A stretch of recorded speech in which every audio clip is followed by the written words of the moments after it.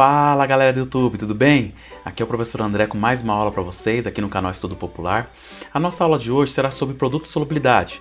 Vai ser uma aula um pouco mais teórica, beleza? E na próxima aula eu vou gravar os cálculos para vocês. Não se esquece, se os vídeos estão te ajudando, se você está gostando dos vídeos do canal, não se esquece de se inscrever lá e curtir os nossos vídeos. Bacana? Depois da vinheta eu explico para vocês. Bora lá!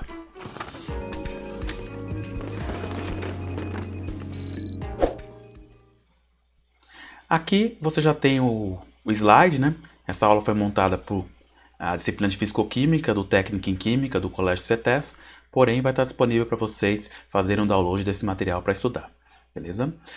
Aqui eu coloquei, para vocês olharem aí, primeiro você entender o que é produto de solubilidade, você vai ter que entender o que é solubilidade. E a solubilidade nada mais é do que, quando eu vou dissolver uma substância na outra, uma eu chamo de soluto e a outra eu chamo de solvente. Aqui o solvente que nós vamos falar, nós vamos relacionar a água, por isso que a água é chamada de um solvente universal. Bacana? Então, quando eu vou dissolver, eu estou dando um exemplo aqui do cloreto de sódio em água. O cloreto de sódio é uma estrutura cristalina, né? Ali dentro vão ter íons sódio e os íons cloro. E o que vai acontecer? Como a água apresenta tanto carga negativa quanto a carga positiva, ela vai conseguir interagir muito bem com o sódio e com o cloro. Então o sódio tem a carga positiva, o lado negativo da água, que é o oxigênio, vai interagir com esse sódio. E o lado positivo da água, que é o hidrogênio, consegue interagir com o cloro, que é a parte negativa. Então, a partir disso, acontece um processo chamado solvatação. Ele vai dissolver esse sal e esses íons vão ficar em solução. Tá bom? Porém, tem um limite para que isso ocorra. Né? Esse limite a gente chama de um limite de solubilidade, né? Ou coeficiente de solubilidade. Então, quando eu tenho alguns tipos de substância, que eu coloquei no próximo slide, ela tem um limite para dissolver em água. Então aqui está todo mundo para 1 litro de água. Todo mundo aqui. Então, no caso do açúcar, eu posso dissolver no máximo 330 gramas de açúcar em 1 litro de água. O cloreto de potássio, 74 gramas. E aí vai indo. Ó. O iodo, 0,76. Por quê? O iodo é uma substância apolar. Então, a polaridade também interfere na solubilidade e na quantidade que eu consigo dissolver daquela substância em água. E aqui tem o bicarbonato de sódio, enfim, são alguns exemplos para vocês entenderem o que é solubilidade e o que é o coeficiente de solubilidade, que seria o limite que eu posso dissolver de uma substância na outra, no caso da água, a 20 graus Celsius. Outra coisa que é importante ressaltar é que a temperatura é essencial nesse fator, porque se eu aumento a temperatura, as moléculas ficam mais agitadas, então a solubilidade, em alguns casos, ela pode aumentar, em alguns casos ela pode diminuir. Tá? Depois eu gravo uma aula só explicando o que é solubilidade para vocês. Bacana? Vou passar aqui. Então, no próximo slide, eu já tenho aqui a explicação de como funciona a solubilidade de sais. Isso vai ser importante para quem está fazendo a parte de química, do técnico em química. Você está fazendo uma aula lá a parte de laboratório, uma química analítica, você tem que saber qual sal que é solúvel em água, qual sal que é insolúvel. Isso aqui é uma revisão lá da inorgânica. Né? Então, quais sais são solúveis em água? Todos os nitratos, os cloratos, os acetatos são solúveis em água. Todos os cloretos, brometos e iodetos são solúveis em água, exceto o de prata, mercúrio e chumbo. Né? Então, na hora que você entende essa parte da solubilidade, fica mais claro para você na hora que você for ver lá por que esse cara é menos solúvel em água, né? Por que ele é mais solúvel, qual sal que é solúvel ou não solúvel. Então, estudem essa parte aqui. Bacana? Resuminho lá no finalzinho, lembre que todos os compostos da família 1A e amônio são solúveis em água. Isso é só relembrar inorgânica. E o KPS que a gente está falando mesmo, o que é o produto de solubilidade? O produto de solubilidade nada mais é do que um equilíbrio entre a parte iônica dos íons e a parte sólida. Então aqui eu coloquei um exemplo do cloreto de prata. O cloreto de prata, ele vai ser uma substância que ele é pouco solúvel em água, ele é insolúvel na verdade em água, né? E quando você coloca ele em água, ele vai estar em equilíbrio. Então aqui você vai ver os íons prata, né? Aqui tem os íons prata e aqui você tem o cloreto de prata. Então o cloreto de prata ele é sólido, bacana? E por incrível que pareça ainda vão ter aqui íons na parte da solução, vão ter os íons aqui e dependendo da quantidade de água que você coloca, esse equilíbrio pode se deslocar para a direita ou esse equilíbrio pode se deslocar para a esquerda. É o que eu vou explicar agora nessa aula, como a parte do equilíbrio iônico, como que isso acontece. Bacana? esse produto de solubilidade, que vocês estão vendo aí na parte dessa tabela, isso vai indicar como que essa substância vai estar em equilíbrio ali, quando a gente fala nesse equilíbrio iônico, sólido e aquoso. E quanto maior for o valor aqui da solubilidade, do produto de solubilidade, quer dizer que essa substância ela vai ser mais solúvel em água, tá bom? Então aqui, quanto maior o KPS significa a constante de produto de solubilidade, ou KS é a mesma coisa. Quanto maior for esse valor, mais solúvel esse sal vai ser em água, ou o composto vai ser em água, porque eu tenho bases aqui também. E quanto menor for o KPS, menos solúvel essa substância vai ser. Para aqueles que têm dúvida, toda vez que o expoente for negativo, quanto menor o número for, maior ele vai ser. Então o menos 4 aqui é um valor que vai ser maior do que o menos 49. É só lembrar do zero, tá bom? Quando o número é negativo, você tem aqui na escala, quando o número for negativo, quanto menor o número for, o menos 1, por exemplo, ele vai ser maior que o menos 3, tá bom? Então quanto maior o número negativo, menor ele vai ser. Bacana? Então aqui nesse caso o menos 49 é menor e o menos 4 é maior. E eu já coloquei uma coisa de propósito aqui, ó. Esses dois expoentes são iguais, né? Então nesse caso aqui, quando os dois expoentes são iguais, você simplesmente só cancela e olha o número da frente, ó. Qual que é o número da frente? Tem o 2,4, né? É maior que o 2,3. Então, no caso aqui, o cloreto de chumbo é uma substância, chumbo 2, é mais solúvel do que o sulfeto de prata. Vou voltar no slide anterior para explicar para vocês. Quando ele estiver em equilíbrio aqui, você vai ter o sólido em equilíbrio com o aquoso. Então, nesse caso aqui, ele vai estar muito na forma sólida. Quer dizer que esse composto aqui ele é menos solúvel. Na hora que você colocar ele em água, ele vai apresentar pouca solubilidade, tá bom? A quantidade de íons aqui vai ser cada vez menor, ele vai estar mais sólido. Tá? E o que interfere nesse equilíbrio aqui? O que interfere é o que você está colocando ali dentro. Então, por exemplo, se você colocou dentro desse sistema alguns compostos que favorecem a precipitação, que proporcionam uma mudança nesse equilíbrio, isso vai ocorrer. E aí tem a ideia do efeito do íon comum. Quem perdeu a aula, assiste lá a aula sobre íon comum, vocês vão entender. Nesse caso aqui, se eu colocar ácido clorídrico, que é um ácido forte, ele vai sofrer ali uma ionização e vai liberar muitos íons, ou cloreto de sódio, que ele vai sofrer dissociação por ser um composto iônico. Olha o que vai acontecer ali, ó. Se eu colocar esses caras dentro desse sistema, qualquer um deles, pode ser ácido clorídrico ou cloreto de sódio, eles vão ter o mesmo íon, ele vai ter o mesmo íon cloreto, o mesmo ânion. A gente fala que ele vai ter o mesmo íon comum. Se você adicionar uma substância que tem cloreto aí, o que vai ocorrer? Ele vai deslocar o equilíbrio no sentido para o lado esquerdo e vai formar aqui um sólido, ele vai precipitar, tá bom? Vai formar um corpo de chão. Você vai fazer com que o equilíbrio se desloque para o lado sólido, para o composto que vai estar sólido ali, o cloreto de prata. Outra coisa é se você colocar nesse sistema qualquer composto que tenha prata. Se você colocar qualquer composto, na hora que você aumenta a quantidade de prata aqui, ou você aumenta a quantidade de cloreto, você vai deslocar o equilíbrio para a esquerda. Tá bom? Ou se você retirá-los, aí você faz o processo contrário. Mas basicamente essa que é a ideia do efeito do íon comum. Quanto mais você adiciona desse lado aqui, que é o lado direito, o equilíbrio vai se deslocar para o lado esquerdo e vai formar sólido.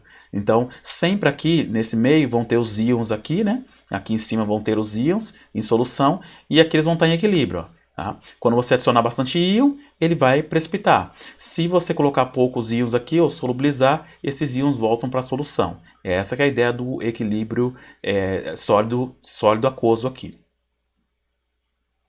Aí aqui eu queria mostrar um negócio para vocês. Em referente à parte do KPS, se o valor do KPS e a quantidade de íons, se a quantidade de íons for pequena, o valor for menor, a solubilidade for menor ali, a quantidade de íons menor que o KPS, eu falo que essa solução é insaturada. Você não chegou no limite de íons ainda para que ele precipite, para que ele vá para a forma sólida. Se a quantidade de íons for exatamente o produto dos íons aqui, ó, a multiplicação dos íons, que nós vamos ver no cálculo lá na próxima aula, se elas forem igual ao KPS, quer dizer que essa solução vai ser saturada. O que é uma solução saturada? É que eu cheguei no limite de quanto eu posso colocar. No caso do sal lá, do cloreto de sódio em 100 ml de água, aproximadamente, a 25 graus Celsius, são 36 gramas mais ou menos. Se você colocar exatamente aquele valor que pode dissolver, eu falo que ela é saturada. Então a quantidade, o produto dos íons aqui, a multiplicação do íon com o outro aqui, vai ser igual ao KPS. Então essa solução vai ser saturada. Agora, se a quantidade de íons, o produto dos íons aqui, a multiplicação desses íons, for maior do que o KPS, quer dizer que essa solução vai ser uma solução com corpo de fundo. Então, nesse caso, o equilíbrio vai se deslocar no sentido contrário, vai se deslocar para a esquerda, e o sólido vai ser formado aqui embaixo. Tá? Os íons vão interagir um com o outro e vão formar a forma sólida. No caso aqui eu estou dando o exemplo do cloreto de prata, para exemplificar para vocês essa ideia do equilíbrio sólido iônico aqui, tá bom? Desses íons e o sólido. Aí eu vou mostrar um exemplo para vocês. Ó. Eu dei uma tabelinha, e nessa tabela eu falo, né? Qual desses sais é mais solúvel? Explique. A primeira coisa que vocês vão ter que entender é que todos eles aqui são sais que eles são o que a gente fala que é 1 para 1. Então no caso do níquel aqui, o sulfeto de níquel, na hora que você colocar ele em água, o que vai acontecer? Ele vai se transformar em níquel 2+, e sulfeto. Então todos eles vão ser um níquel e um sulfeto. É tudo 1 para 1, ó. Tá vendo? No caso do sulfeto de zinco, vai ser zinco e sulfeto. Na hora que você colocar ele em presença de água, ele vai se dissociar, vai se transformar em zinco 2+, mais sulfeto. Então todos eles vão ser 1 para 1. Olha a prata. A prata, cloreto de prata, se você colocar ele em água, ele vai se transformar em prata 1+, mais cloro 1-. É sempre um de cada íon aqui. Na próxima aula eu vou explicar passo a passo lá no cálculo como isso funciona. Então, por isso que dá para relacionar. Se de repente fosse algum sal que tivesse aqui, por exemplo, um sulfeto de prata, eu tenho 2 aqui, ó, aí isso não dá para fazer essa relação. Eu teria que ver a quantidade de íons para relacionar. Então, eu vou dar o foco no cálculo depois, mas já saibam que todos eles aqui vão ser 1 para 1, relação 1 para 1. Bacana? Olha lá os expoentes. Então, você tem o expoente desde 10 elevado a menos 5, que é um número maior, e o outro expoente, que é o menor, é 10 elevado a menos 24. Lembrando que eu falei para vocês que quanto menor o expoente, maior vai ser o número. Então, o carbonato de cálcio, o carbonato de magnésio, desculpa, ele vai ser mais solúvel e o sulfeto de níquel vai ser menos solúvel, tá? Por conta do expoente aqui. Então, vamos ver a resposta que eu coloquei lá. Qual que vai ser o mais solúvel? O sal mais solúvel é o carbonato de magnésio, pois ele tem o maior produto de solubilidade. Então, quer dizer que quando eu tenho o produto de solubilidade maior, ele vai ser mais solúvel. Então, lembra que quando eu falo sobre o produto de solubilidade, aqui ó, a quantidade de íons, olha aqui, ó. Então, quanto maior for o produto de solubilidade, se esse produto for muito grande, se o valor for muito grande, quer dizer que eu vou ter bastante íons em solução. Quer dizer que ele vai ser mais solúvel, tá bom? Então, quanto mais íons que eu tiver em solução, mais solúvel ele vai ser. Quanto menos íons eu tiver em solução, ele vai precipitar, ele vai para a forma sólida, beleza?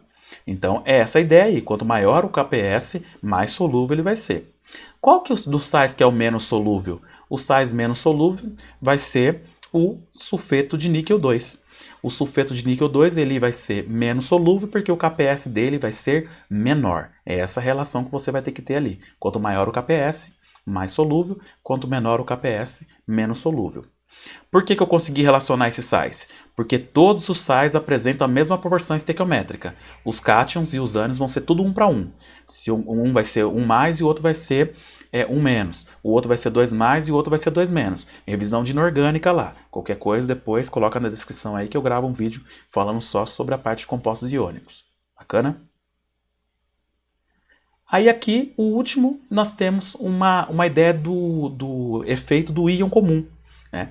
Então imagine que você tem uma solução aqui, você tem uma solução com a mistura de vários íons ali, e ele vai colocar o carbonato de sódio, ele vai pingar o carbonato de sódio. Né? Então você tem um sisteminha ali, né? Você tem um sisteminha, e ele vai pingar ali, vai colocar ali um íon aqui, colocar igual o desenho que eu fiz lá, né?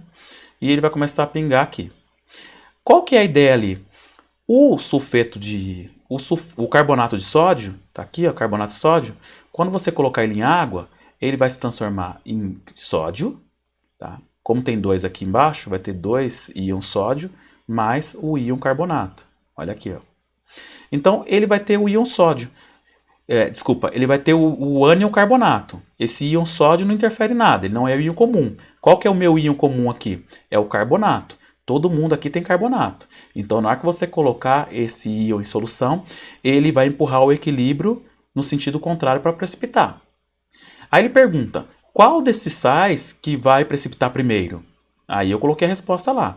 O sal que vai precipitar primeiro é o carbonato de chumbo 2. Por que carbonato de chumbo 2? Porque ele é o menos solúvel.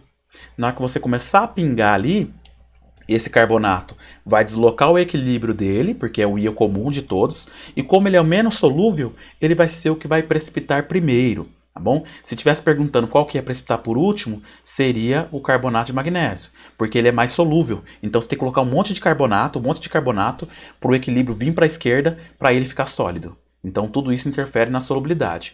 Sabe onde que vocês vão usar isso aí muito? Vão usar em parte de química analítica. Quando a professora colocar lá, por exemplo, uma reação na parte de química analítica e falar assim, ó, quem que precipitou aí? Formou um sólido branco, formou um sólido amarelo. Por que que precipitou? Quem foi? Aí você pega a tabela de solubilidade, entende aqui por que ele é mais solúvel e menos solúvel e sabe quem foi que precipitou ali naquele caso. Bacana? Por que que eu fiz uma relação entre eles? Porque todos eles são 1 para 1. Todos eles vão, sei lá, o chumbo 2 e carbonato 2 menos, 1 para 1. Se de repente fosse uma relação estequiométrica 2 para 3, aí 1 para 3, 1 para 2, aí já muda. A gente teria que fazer um cálculo para verificar. Bacana? Na próxima aula vocês vão entender melhor a parte de cálculo ali.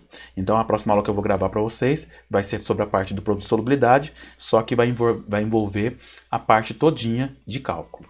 Bacana? É isso, galera. Espero que vocês tenham gostado da aula aí. Tá? Continuem assistindo as aulas. Qualquer dúvida, coloca aqui na descrição. Bacana? Vão ter exercícios para vocês fazerem aí. E divulguem pra galera. Não deixa esse material perder, não. Vai divulgando aí pro pessoal, vai enviando nos grupos aí pra gente aproveitar o material para todo mundo estudar. Bacana? Abraço a todos e até a próxima aula.